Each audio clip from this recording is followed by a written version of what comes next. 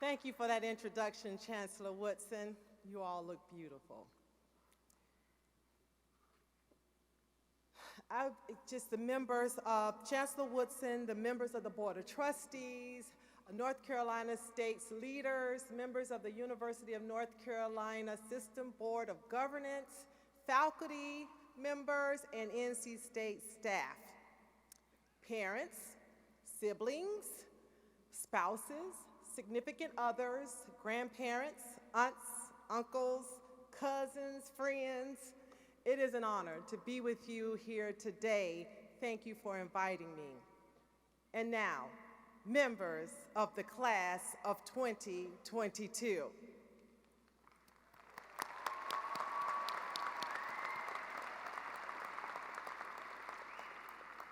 Congratulations, you made it.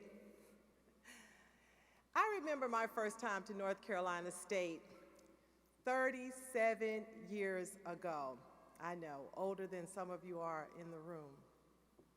To get here in 1985, you know, I had a bit of a different approach. My mom and I, we loaded up the old dusty Buick Regal. I can see it just like it was yesterday, for the 6.5-hour drive from Georgia. Well, naturally, that old Buick broke down somewhere around south of the border. And we worked really hard, but we didn't let that stop us. We were able to get old Betsy, that's the Buick's name. You haven't named your car. So we were able to get Betsy started, and eventually we made our way, and my mom delivered me safely to campus. So many memories come rushing back. Slogging through the expression tunnel for those early morning chemistry labs, sharing one phone in a suite of 8 women. I know you can't imagine, but there were no cell phones in that day. Pulling all-nighters in the computer lab, I imagine that hasn't changed. And trying to pass the then mandatory swim test, which I've learned from the students I've talked to is no longer mandatory, and this is not fair. So they say confidence is everything. However, when I came to take the test, I jumped right into the deep end of the pool and sunk immediately to the bottom, thereby failing the test. And coming up, once I reached the surface again, I resigned myself to signing up for a swim class before attempting to take it again. Be grateful, there is no longer a mandatory swim test. But seriously, I am a proud Wolfpacker. And I have had an amazing experience during my time here at North Carolina State and since then. After all, it was here at North Carolina State University where I met my husband of 26 years, who's here with me here today. Thank you, hubby.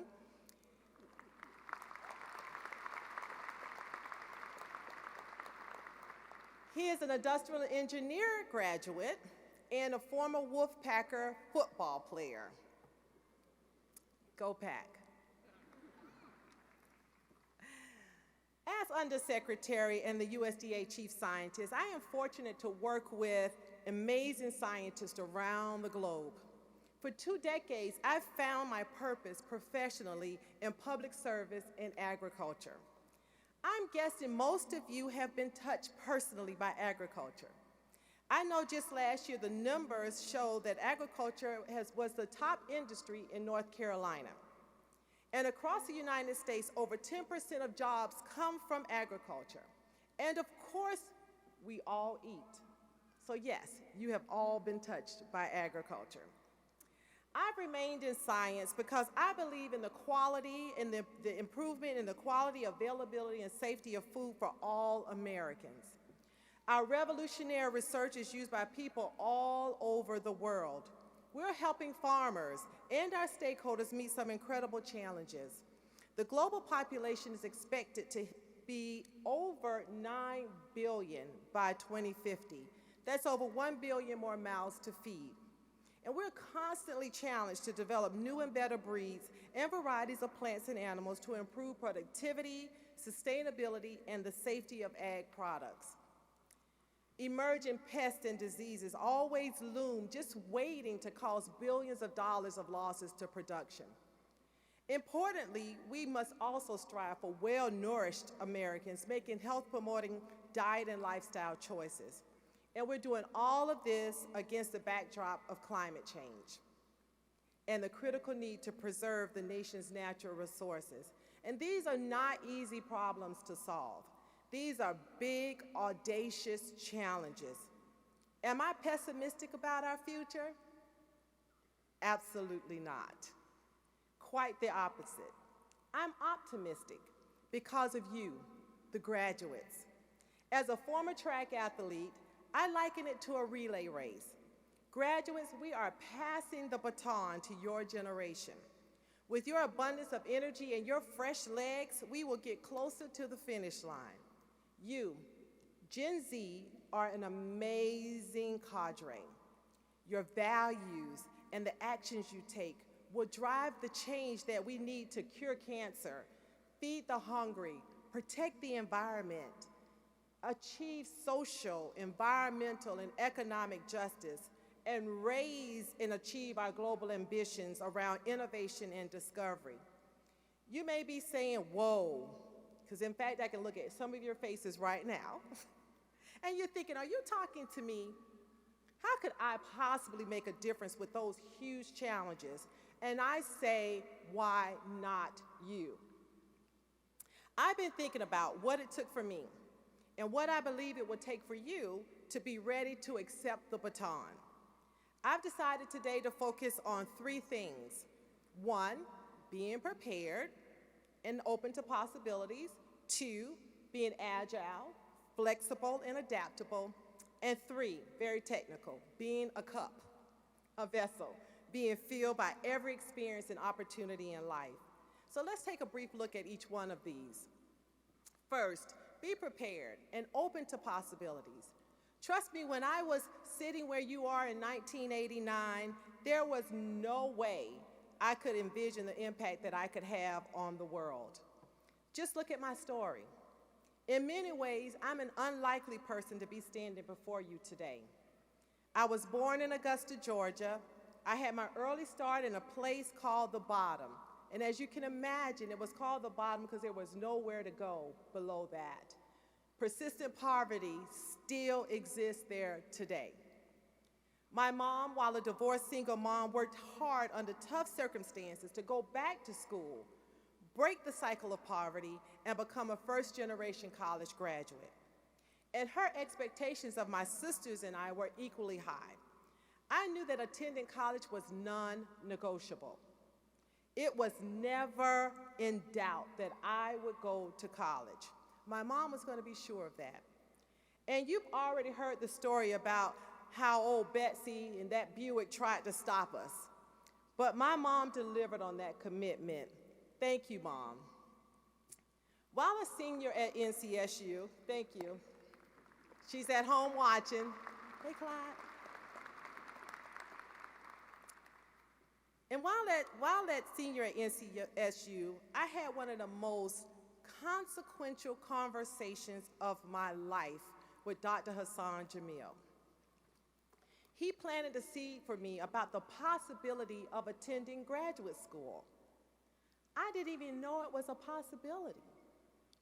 I'm not sure what he saw in me then, but I went on to become, as you heard from the chancellor, the first African-American female PhD in my field. Thank you.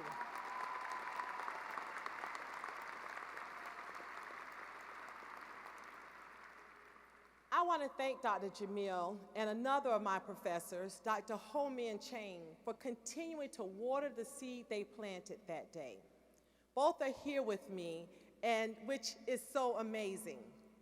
Thank you both for your support for over 30 years and for helping me realize my potential.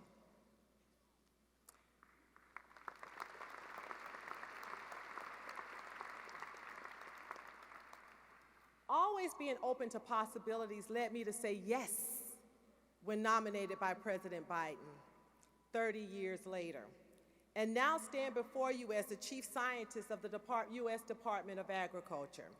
the first African American to hold this Senate-confirmed post.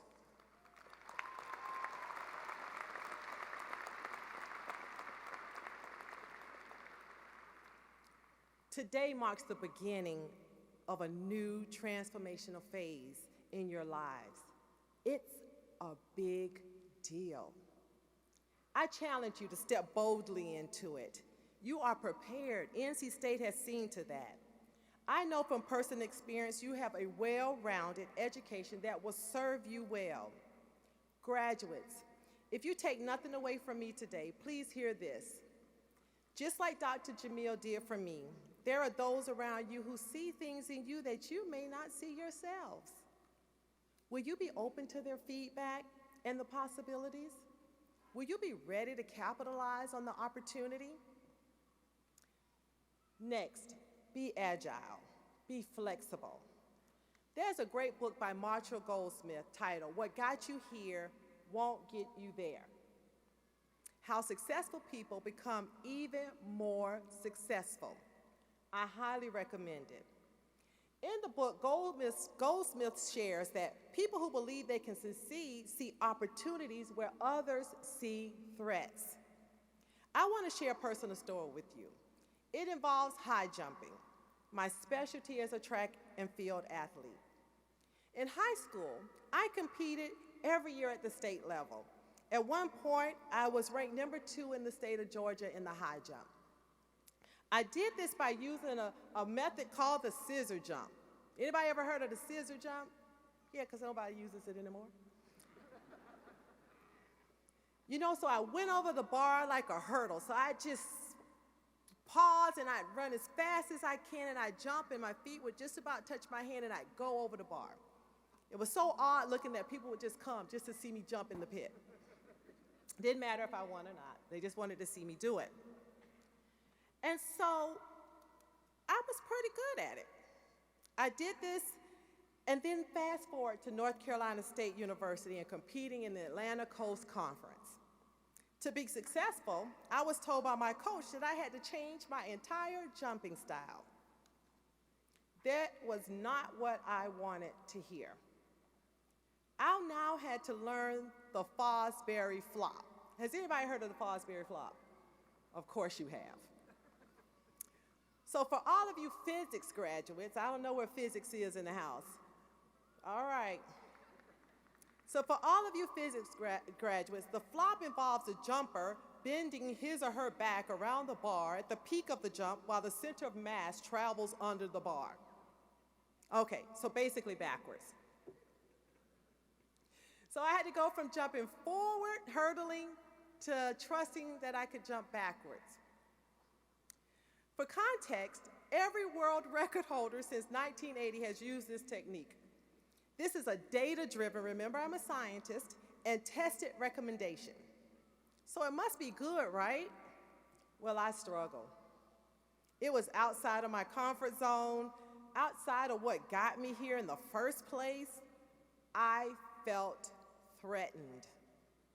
But I listened and trusted the process. And I eventually became proficient in the Fosbury flop. In fact, I became a champion, a 3-time ACC high jump champion.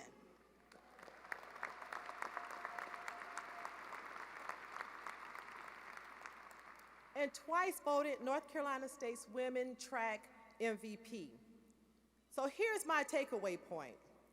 What worked for me in the past would not work for me in this new chapter in my life. Sometimes I thought it would have been easier to quit, y'all. But I decided to recognize that what got me here wouldn't get me there. This new chapter required something different. It required resilience, persistence, and it required me to remain agile. In your next chapter, you will need resilience, you will need persistence, and you will need agility.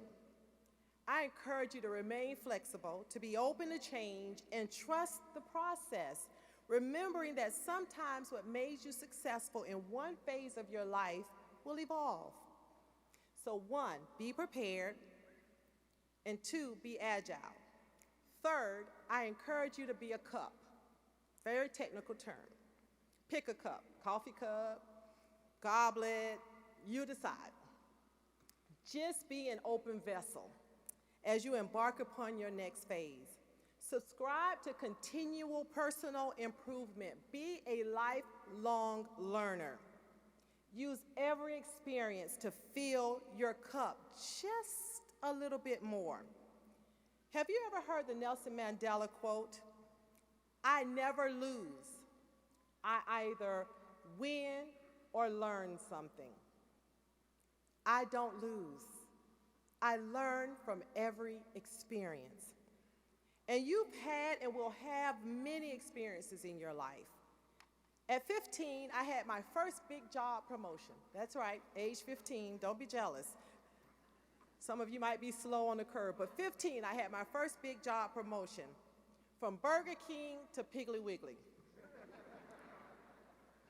When I got that nighttime cashier position at Piggly Wiggly, I was coming up in the world. That's where I learned the importance of great customer service, which is a skill I still use today to build and maintain the partnerships which are so critically important to my success.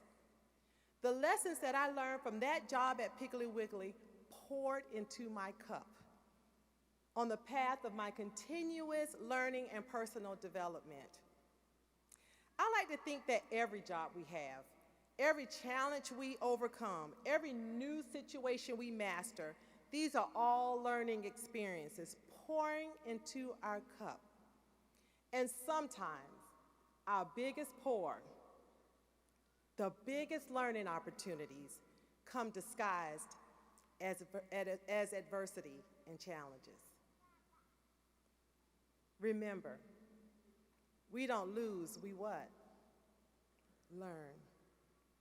How will you fill your cup? Will you make personal development a lifelong commitment? So let's see. Be prepared, be agile, and be a cup. It's P-A-C.